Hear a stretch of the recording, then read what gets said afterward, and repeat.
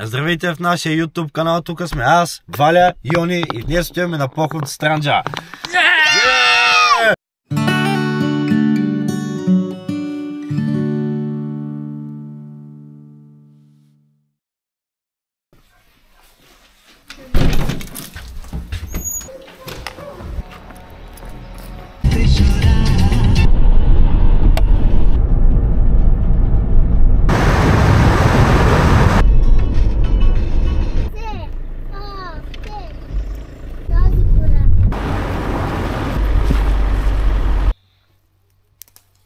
Я да видиш какво съм ти взел. Кой е това? Косе? Слива! Слива ми откъса тачи!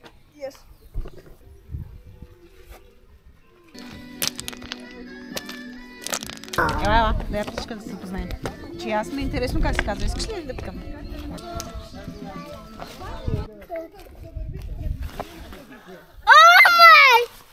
Гигантски черви!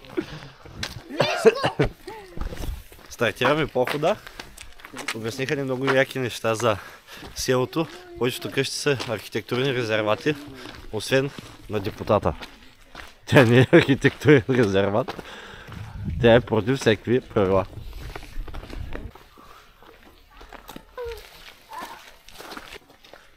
Отиваме към местност Двата Вриса, която е на 40 минути.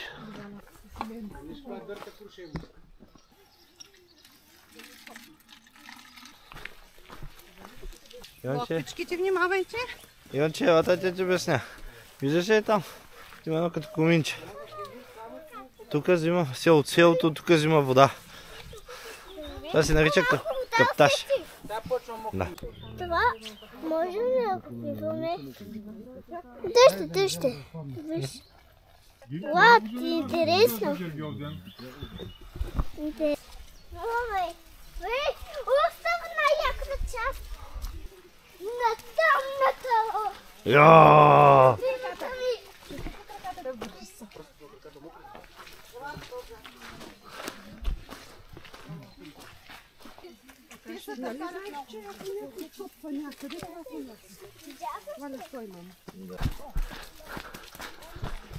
Тук минаваме през екстремни условия. То не е очиста от драки и големи локви. Децата много се радват на такива неща.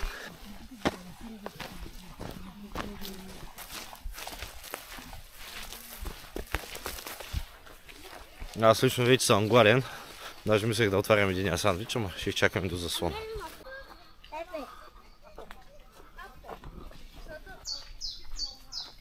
Виж облачетата отсреща в планината. Колко са ниски. Леле, че е красиво. Леле, хора, просто уникално. Много е красиво, всичко е зверски зелено. Времето е мрачно. Муди.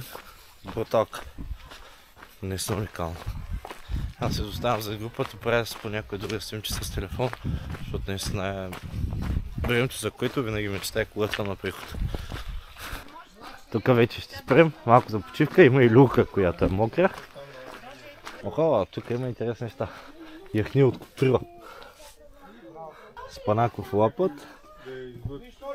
и бодлив щир. Много си симпатичен, когато ядеш, знаеш ли? Защо? До ушите винаги ставаш храна. В момента сме на пътека Двата Вриса. И се чуих какво означава врис. Се оказа, че това са кладенци. Е, там отдолу са двата кладенеца. Единия там, другия е там. Внимаваш да не паднеш, моля те. Ето тук единия врис, тате. Оп, е там вътре. Има водичка. Да, верно, долу тече водичка. И това се казва врис. Тук вътре има водичка, ако искаш баща ти да отвори. Я да видим. Ехе, да, тук има шмичка. Ето тук идва водичката. Да, това идва към ивката. Ехе. О, тук има вода. Това е заслон. О, даже има две. Две камини, едното е пещ. Това тук се води пещ.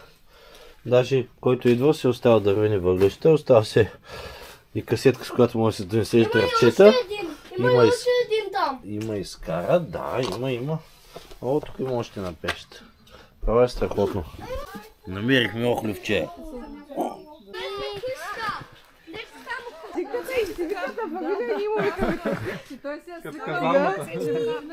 Днеска сме с Зелена Странджа в Странджа. Село Брашлян и пътека двата вриса. Че имаме си водачи, които всяка седмица си правят турчета в Странджа. Имат си и тяхна страница, интернет страница. Само секунда, че имам чуеш да падне в оклата. И там им са описани всички маршрути, график, кога идват, къде се чакат. Абсолютно цялата информация. Много е интересно, ние сме за първ път с тях. Знам ги, чувал съм за тях, но никога не сме ходили. Много сме близо до турската граница и сме си спрели мобилните данни. В Турция е много скъп интернета. И за една такава обиколка може да се набутаме стотина и повече лева. Така че тук се спират. Много сме близко до граница. Буквално сме на няколко стотин метра. Водачи казва, че тръгваме през гората и без това сме мокри. Така че... Айде, Йонче, чакайте, айде.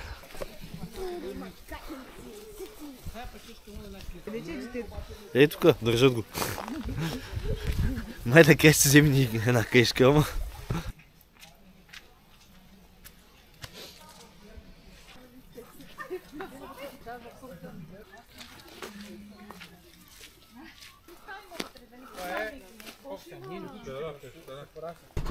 На такива места търсят злато.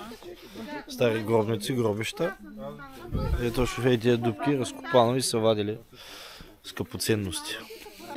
Тук сме на много екстремно място, трябва да се спуснем тук надолу. И ще бъде уникално. Иланчо каза, че е мега яко и поемаме надолу. Дръж ме, не ме пускай.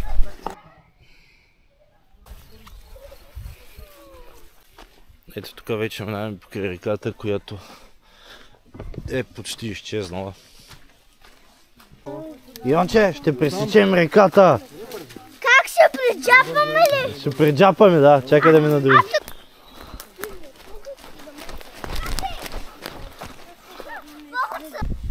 Уникална красота. Просто не очаквах чак толкова красиво, да. Всичко в свеж мъх, свежо зелено. Уникално. Тук има и детски кът за децата с люки.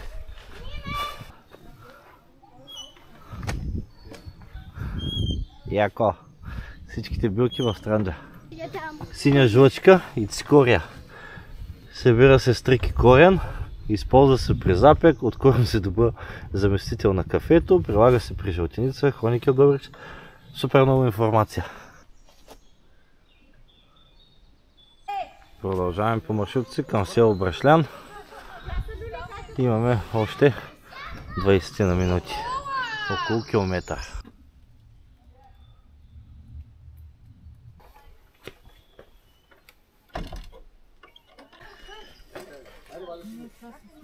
Ето карта на природен парк Странджа, като ние сме в този регион. Ето тук е малко Търново, по него може да се ориентираме. Село Брашлян, ето тук сме ние, трите вриса и Стоянова чука. Ето колко близо сме до самата граница, буквално някакви метри ни делят. Хайде, 3, 4... Зелена Странджа! Не се били ме научи.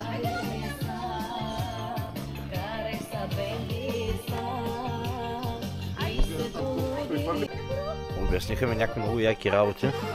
Това дърво е рязано, за да може вътре има пчели, с мед са вадили меда.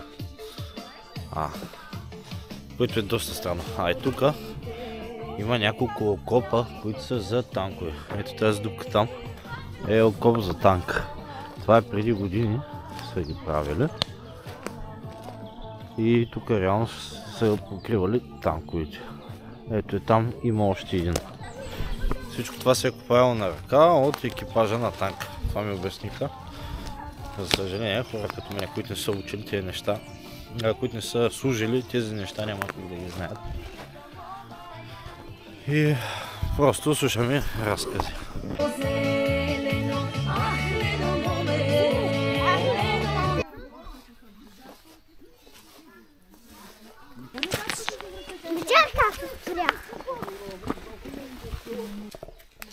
Айде по-ненарче. Заболяма кръка. От те опуски. Заболяма кръка. Айде, още малко остана. С Йоанчо правим мега зрелищното състезание по този голям баир. Тръгвам да го изпреварвам, но не мога, той е бърз. Той е бърз. Той е като светкавица. Видим по пътя сливи. Вече сме почти към края на прехода. Много е яко. Тук може да се види докъде сме стигнали. Използвам Orux Maps заедно с BG Mountains. Като Orux Maps се го тегля от сайта им, понеже е безплатно. Когато от Google Play Store е платен.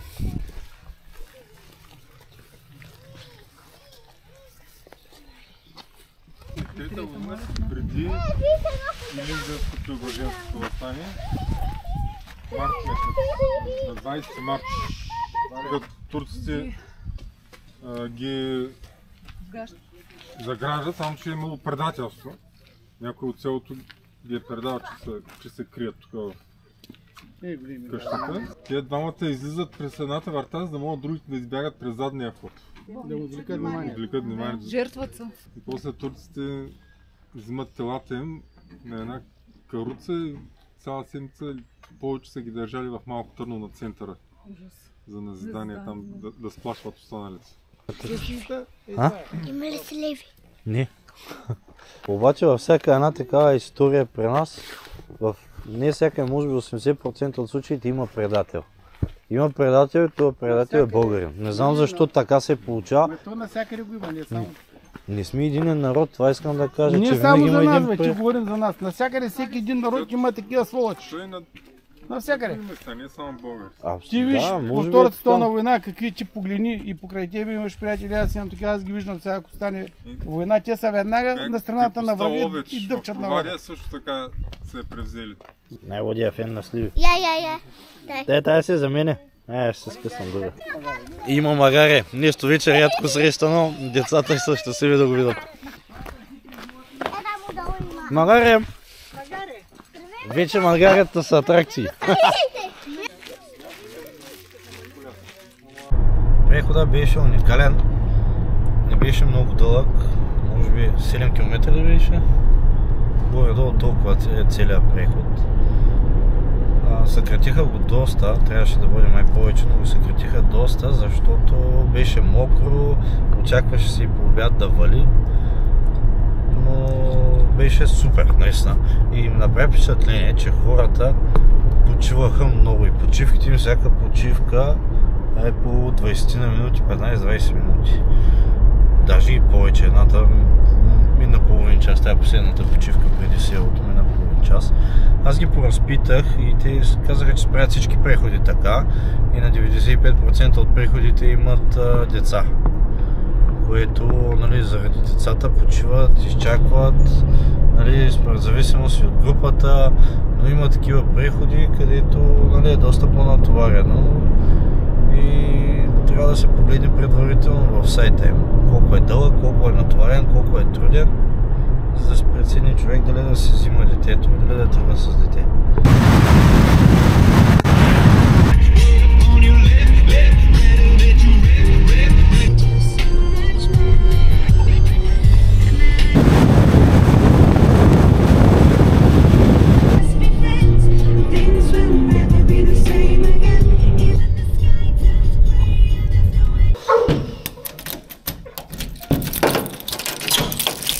Дигна блока на глас. Так. 6 часа. Прибрах се и заспах директно. Тук много ми се спеше, явно Петър дето ме събуди в 5 часа. Адски много ми се спеше, легнах и заспах. Днес наистина беше страхотен ден. Смятам, че Зелена Странджа е супер организация, много яки неща обясняха за мене. Пътя някои от които пропуснах да снимам. Много интересно си изкарваха хората, даже всички бяха весели, си познаваха. Казаха, че сме доста малко. Бяхме може би 15 човека, казаха, че сме доста малко. Те първо ще започнем да ходим с тях, но Пепи да напред разполага, за да можем да ходим често. В противен случай просто изпадаме в ситуация, в която ще трябва да го оставим на някой баба и тогава да ходим, което ще е рядко. Ние изваля се почуем. Да не забравя, пишете по един коментар, вас водили ли са някъде в планината, или ви водили ли сте си децата в планината, как се държат те, дайте ми някакъв съвет в някакъв, дали и какво можем да направим с Пепи, какво да пробваме, ако примерно не му се трябва по 2-3 часа във Франция, естествено с почивките, и дали да избързваме. Ай!